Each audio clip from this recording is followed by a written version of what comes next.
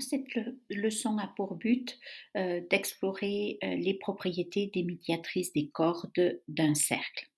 Alors tout d'abord, un petit rappel.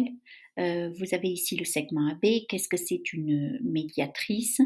C'est une droite qui est perpendiculaire au segment AB et qui passe par son milieu. Donc vous avez ainsi dans le segment AB deux parties qui ont la même longueur.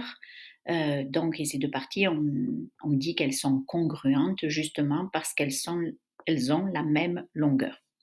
Donc, la relation qui est intéressante ici, c'est de voir que si une droite AD est la médiatrice, donc AD ici est la médiatrice d'une corde BC, eh bien alors la conséquence, c'est qu'elle passe par le centre du cercle. Alors, pourquoi c'est intéressant? Parce que à ce moment-là, vous savez que vous avez un angle droit ici, AEB. Vous avez aussi un angle de 90 degrés, donc AEC ici. Et puisque vous avez maintenant un triangle avec un angle de 90 degrés, donc vous allez pouvoir utiliser la relation de Pythagore. Donc, si ceci c'était, mettons, un tuyau, un petit tube circulaire, et puis qu'on ait un certain niveau de liquide dans ce tube, on connaît le rayon du tube 5 cm, on pourrait très bien mesurer la largeur ici, ou la longueur plutôt du segment BC, et donc en déduire la longueur du segment CE, et ensuite, grâce à cet angle droit, on va appliquer la relation de Pythagore pour avoir la longueur du segment AE.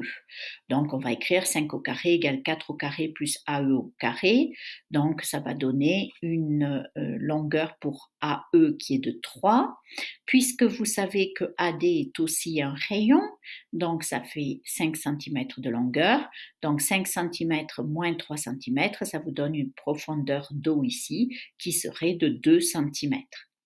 Donc la propriété, c'est que si une droite est la médiatrice d'une corde, elle passe par le centre du cercle. Et là, ça a été intéressant à deux reprises, à cause de l'angle droit, mais aussi parce que du coup, les distances que vous avez AC et AD ici sont des rayons, et c'était connu dans l'exercice.